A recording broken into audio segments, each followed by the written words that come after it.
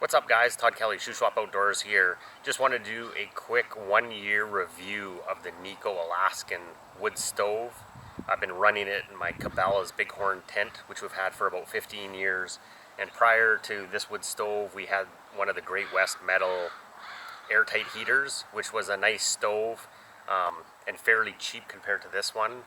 But I'm really happy we spent the extra money this time on this nicer stove. It's really built well. All the rivets and all the joints, the hinges, all the connections are fantastic. Really well made. All the tolerances are fairly tight for a wood stove. You can get a full seal on it with the door completely closed and your intake closed as well. It'll knock that fire down right away. There's no leakage or anything in past the door.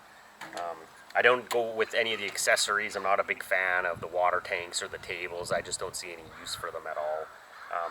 It's a nice little baffle that they have in behind your intake, so that helps stop sparks coming out, and if you have a floored tent, it doesn't put any ashes or sparks out into that. We've been coating it with WD-40 when we're done using it, trying to see if it'll make it last longer, and so far there's just a little bit of surface rust on it, but that's surface rust that's happened while we're using it. You get a little moisture on it from rain or condensation in your tent, or just water spilt on it. So far it's just all minor surface rust. The damper, I don't use these. I never have any luck with them. They always seem to want to go partially closed, never stay fully open, so I don't use this. Their stacking pipe is actually really nice. I haven't sprayed this with WD-40 at all, and there's just a minor little bit of surface rust on it, very minimal. It stacks really well. It all fits inside the stove. I think the stove's about 18 pounds or right around there, which isn't too heavy. I've kept the original box, so that's what I store it in and transport it in just to protect it. The legs are really nice, heavy duty.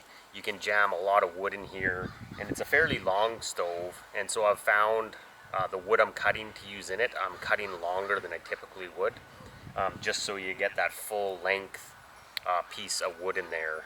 If you do your typical piece of wood, it's about 3/4 of the length, and then you can't fit any more in, and there's a bit of wasted space in there. Obviously it depends what the temperature is outside and what kind of wood you're using, but we've been getting around 4 or 5 hours of burn time in it, where it's still burning and producing heat.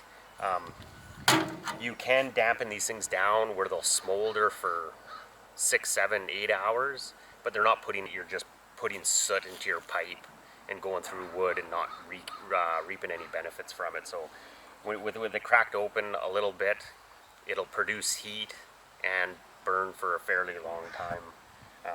Really nice stove, worth the money. I'd buy it again for sure. I'm going to look at getting the false bottom for it to see if that'll help protect the bottom, and maybe it'll help burn because it has holes in it, so maybe it'll allow some airflow underneath the wood as well. I don't think it's going to take up too much room out of it, so you're going to fit about the same amount of wood in as you would otherwise. Great little stove. I'd highly recommend it, and if you have any questions on it at all, leave them in the comments below and I'll make sure to answer them.